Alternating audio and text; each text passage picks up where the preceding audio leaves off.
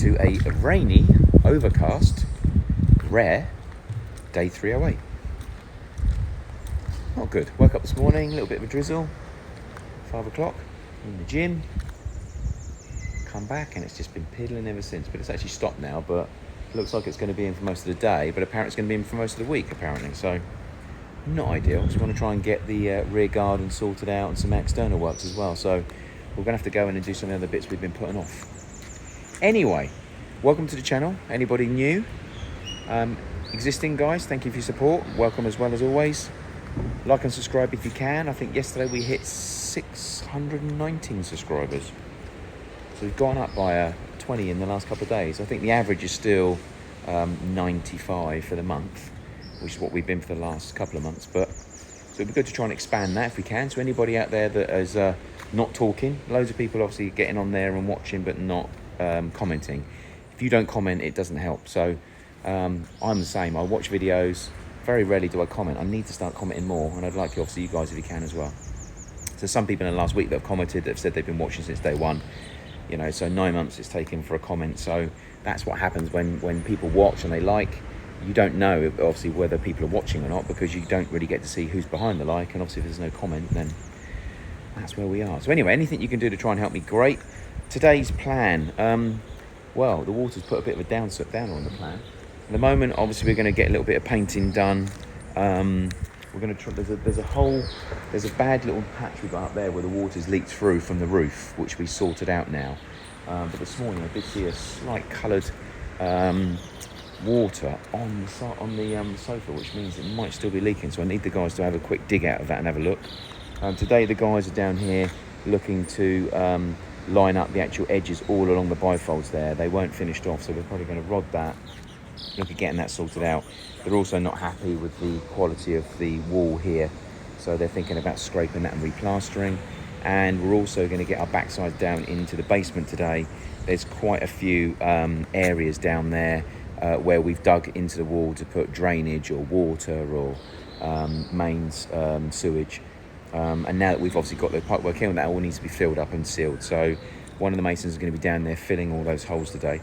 Hopefully we can get as many done as possible. Need to get Sherman on some of these overmucks he's done on the patio. He can do that today as well when he actually gets that dug out. So let me just show you what I mean by up here. It's a strange one. So the sofa itself is well under the overhang. As you can see, where the water's coming down now, we've got a nice distance from the overhang. Obviously the sofas will still get wet at some stage. This was getting wet and splashing onto here last night, but there was a drip here and there was a drip there, and it's like a brown water. But the nearest gap to that is here. So I'm not too sure where it was coming from. But anyway, that there, you can just about see it. It's where the water's leaked through, and you can see the line that goes down on the south of it. That line going across there is where there's a join between the two concrete boards. So it's obviously finding its way along. So I need them to scrape that off and have a good look underneath. I think it must be coming from there somehow, and it must have dripped here somehow. I don't know how. You know, obviously if it was straight all the way up, you'd go, oh, I get it, but it's not. It's over there. So, but it's the only place it can be coming from. But it was only a little bit. One little bit there, one little bit there. So it's not as if it's massive amounts, but it does indicate that we might still have a roof leak, which hopefully we don't have. What I'm going to be doing, and I've been talking to a roofer on the island. I'm going to buy some industrial rubber from Sherwin-Williams, and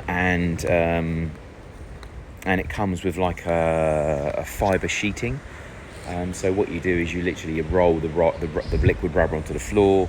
You put the actual the fibre cloth over where you want it to be, and then you roll over that as well, and it becomes like a so it's a rubber surface, but it's got that mesh in between it that keeps it nice and solid and helps when there's any form of contractions or movements.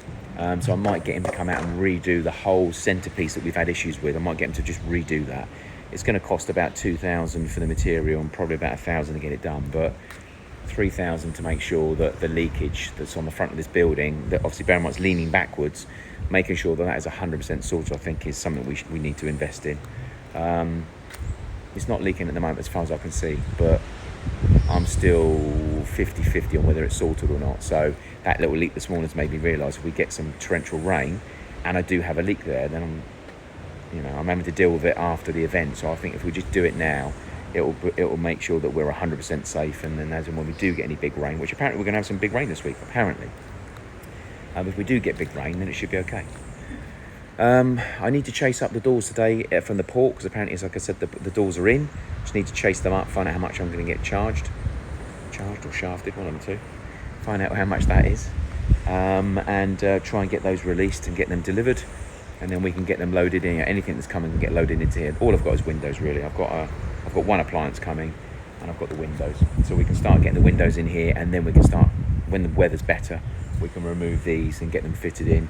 I may get the window fitter to come out and help me with this one here, because it's a bifold, but obviously I've got issues with bifolds at the moment anyway, so I might even just give it a go myself. They come pre-made, so it's just a case of making sure you toe and heel the glass properly.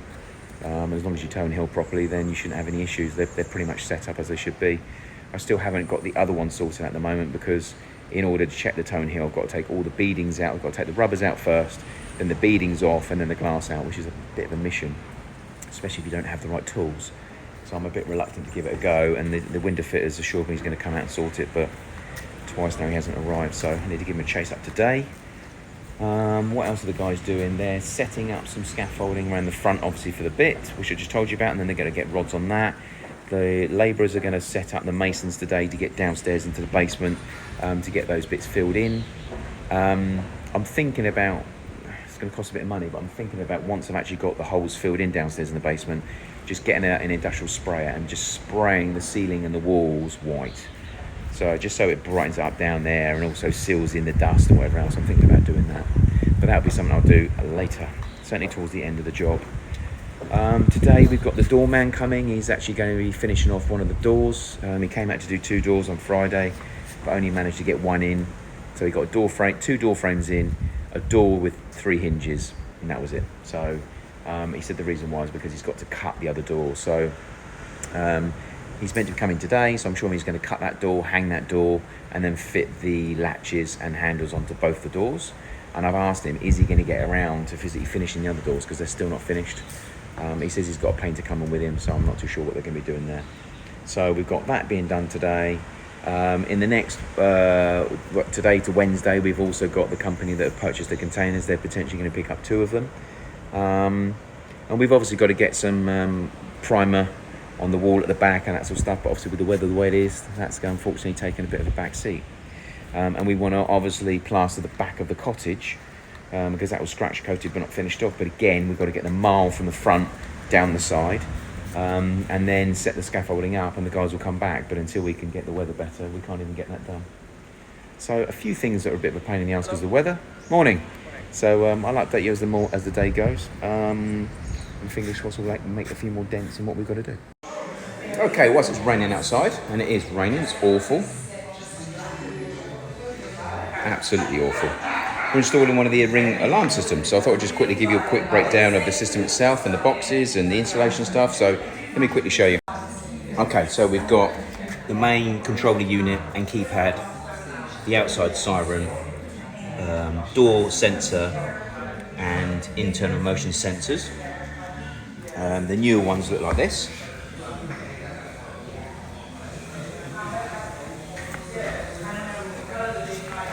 And the systems themselves look like this. Very, very easy to pair. They communicate really well with each other. The keypads and the amplifiers themselves. I'm not too sure if we're going to need the amplifiers, just purely because we've got a centralised system, a Ubiquiti network system, so we might get away with that anyway. But anyway, it's good to have just in case. So that's roughly what the systems look like. And this would be obviously for the cottage over the road as well, so it'll have its own alarm system. So these are obviously the motion sensors. These are the brake door.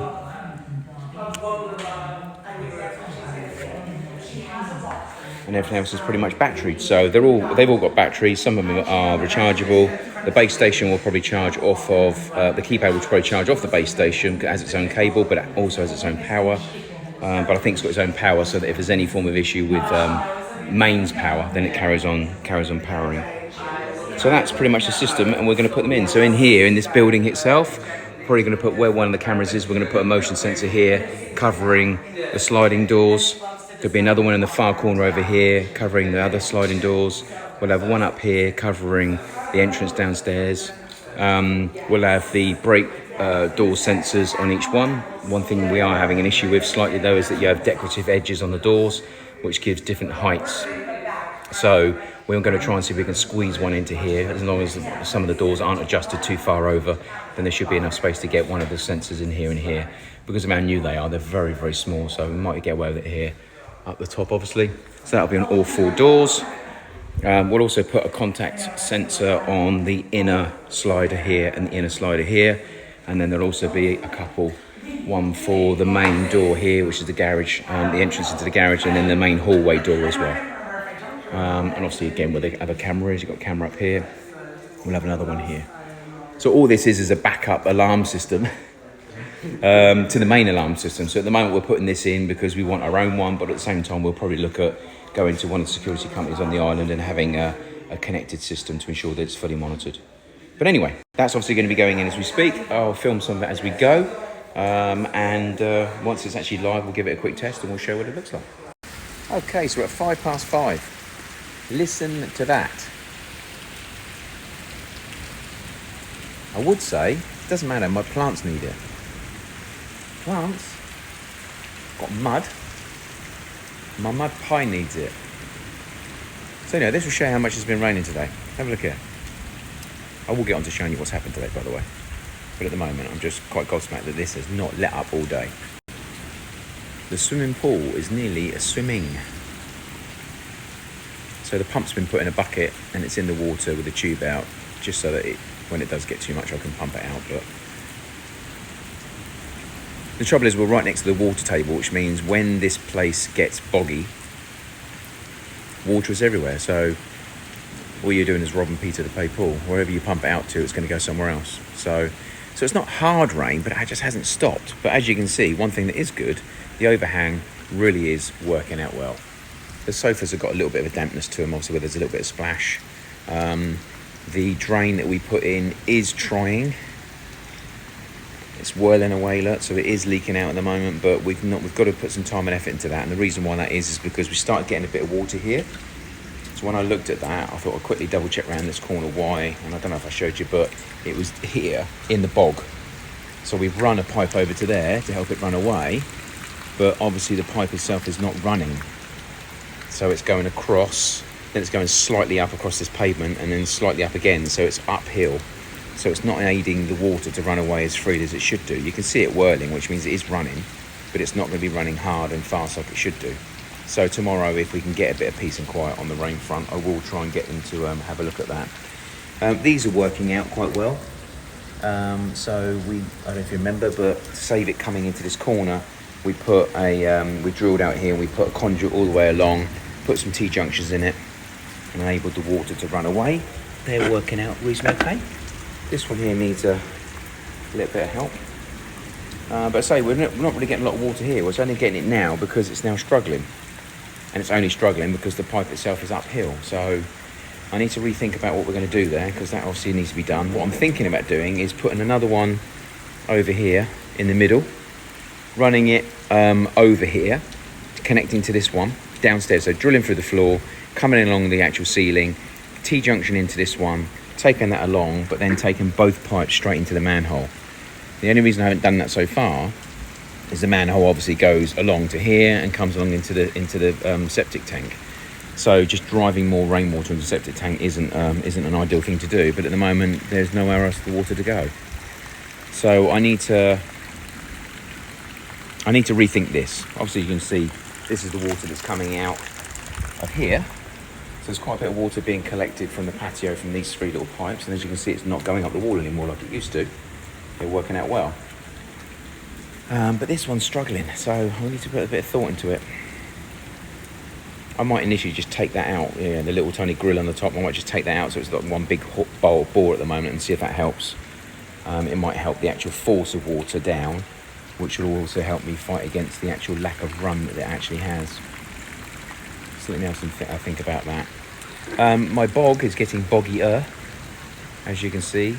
And the mud here is like a brown, dark clay. When it gets wet, Jesus Christ, it doesn't want to give up. It just sticks to you and does not let go. So, yeah, not going to be ideal. And apparently this is in for the week. Yay! Fun, fun, fun. Okay, so, but anyway, inside we've had the ring alarm bell. Right, ring alarm bell. Say that. Let me go inside and show you very quickly what we've had done. In a second. Right, so over here we've got the sensor at an angle there, which is obviously doing the we call this sliding section 1. We've got another one at the other side. We've got the ring alarm pad, which is nice and sweet, nice and simple. You can set it to off, you can have it to home, we can have it away. That technically means that as soon as you press this button here, it asks you for a code. But what that means is we're in the house, we'd like to alarm the system from a perimeter point of view, but internally turn the motion sensors off. So when you're going to bed, you could press that and obviously alarm the system, and then that way if anything goes with these little sensors here, as soon as there's any form of break, as you can see, as soon as you do that, you get like a beeping sound, a bleep bleep. And again, when you press that one and to do the code, then obviously it fully alarms the system. There's a sensor here. I might actually change that one to go central, just purely because it's not like the olden days anymore. I mean, they're pretty good. You can have it central and it literally spans right out. It will cover the whole hallway. It will do the doorway. It will do this side. It will do this side. So I don't think I need to actually do what used to happen, which is you put them into a corner, because the corners are a lot more effective. And then down here, each one of the doors, so the sliders here have got connections at the top. One here's got connections here. My daughter being a twat. Here you've got another sensor in the corner. And then each one of the bifolds as well. We've got the door sensors on those as well. And they're all battery powered and they're all wireless. The base station is being charged at the moment, as you can see. But what I've got to do is that we've mounted it in the hallway near the keypad. But what I've got to do tomorrow is drill a hole in the wall itself and feed the cable through. The downside is the cable itself has got an L-shape end. So the hole's got to be wide enough to push down the actual L shape. So it's got to be at least an inch, which is a pain in the ass. So that would have been done today as well, because we're going to take it into the electrical cupboard and plug everything into the electrical cupboard area. But we can't, because it's got its own battery backup, but it's a battery backup, not a running system. So everything else, like the motion sensors, the door cards, all of those, they're all battery powered and they're designed to be that way. This has a battery backup, so if the power goes down, it still works. So it will shut down, it will let you know it's on battery backup, and until you plug it back in or get it sorted, a lot of these facilities shut down on it and obviously save the power. But for instance, the keypad, that will run off a charge. So at the moment, this is the actual charger for the keypad. So you can plug it into power all the time, and again, if the power goes off, batteries kick in and it carries on. But again, it's not designed to sit there on battery all the time. So I'm going to analyse it to see how long the full charge lasts for. If it lasts for like 4 weeks, then I may just leave it and just have something where I charge it every now and then. But in an ideal world, the keypad and the base station need to be plugged into power full time, and the rest of it is all on batteries. And even things like when you open up the actual the door sensors, they've got little LED like the flashes say they've been opened. You can even turn those off to save the power. So there's lots you can do on that. So, and the good thing about it is the app is brilliant. So it shows you, it's really easy to get each unit connected to the system. It's really easy to set them up. It's really easy to stick them in place or screw them in place, whatever your preference is. The sensors are so light, you could get away with sticking them up. We've screwed them up, but you can get away with just sticking them up. And again, it all talks to the Ring doorbell and any form of chimes you have in the house. It all links together. I'm sure they're going to get you on the older, if you want to record and watch what's going on, then all that sort of stuff. I'm sure they're going to get you in some form of subscription model. But it was really, really simple. And then you've also got this as well. They call this an amplifier. So you've got things like this. That enables all of the products in here to amplify through that, to ensure that if you've got a longer house or a concrete house or metal in the walls, then it enables that to try and get around corners. So that all seems to be good. So that's one thing we have done today. Bedroom door has been hung. It's not looking too good at the moment, but it's been painted, it's not been finished off, so as you can see, it's a monstrous door. So it's been hung, but on Wednesday it's having the handles fitted, it's having the architrave put on, architrave itself, it's having the inner door linings done, it's having the screws finished off, it's being painted in, as are the others apparently. So fingers crossed that's good, and this weekend we might, but we might be having the front door touched in, sprayed, whatever you want to class as. So yeah, but today the guys have been downstairs in the basement filling holes in the walls. They've obviously sorted out the drainage. They've given the internal part of the garage an undercoat. They've obviously connected up the pump and put it in the bucket, and then today we've done the alarm system there. So today's been a bit of a washout, literally, from a work point of view, just because of the rain. So not a great deal's been happening. But so far we're not seeing any leaking going on as well. So it looks like we may have solved the leak on the roof for now. Fingers crossed. If this water carries on though, it's going to go into my bucket. But it's a pump, it's waterproof, it's fine.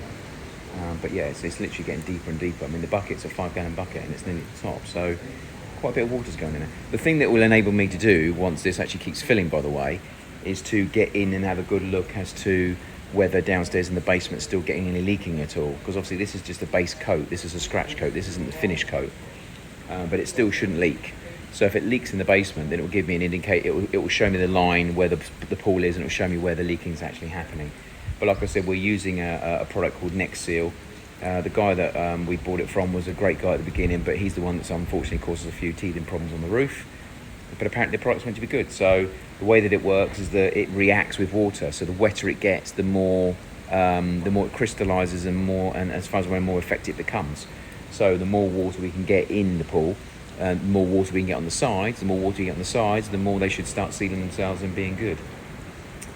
So, but anyway, downstairs there are some crystalline sort of lines where it has started to do what it wants to do, but obviously we haven't had a great deal of water in there anyway, so there's not going to be a great change. But anyway, so it will give us a good indication the higher it gets as to whether there's any extra leaks that we need to be mindful of. Other than that, obviously I'll leave it for tonight, and then tomorrow get that pumped out. We're going to have to pump it obviously towards the beach, which is what we would always do. And we also need to think about trying to get the soakaway dug out and sorted out over there, and we want to try and put a separate power and pump over there as well, because if we get big water, we want to be able to run a hose out to the beach and pump away. That's what we're looking to do. The neighbour's already got that going. He's got a petrol unit in his hedge just here. So when the rain comes down and it comes down hard, he switches that on diesel power and he pumps out through a 2 to 3 inch pipe out into the beach. So that's the only thing you can do. Otherwise, one, it carries on flooding, and two, it goes stagnant and the mozzies come in and have a field day. So anyway, that's where we are so far. Before I go, please help me like and subscribe. If you're new to the channel, welcome. The people that commented yesterday and the day before, thank you. I haven't been on there today, but I will comment tonight and respond. Anything you want to ask, let me know. Anything you want to see, shout out. And there's anything at all I can do to help anybody, certainly showing you what I've done and how I've done it and who I used and who I bought from, then please let me know. Other than that, enjoy the evening, and I'll check in tomorrow. Thanks for your time.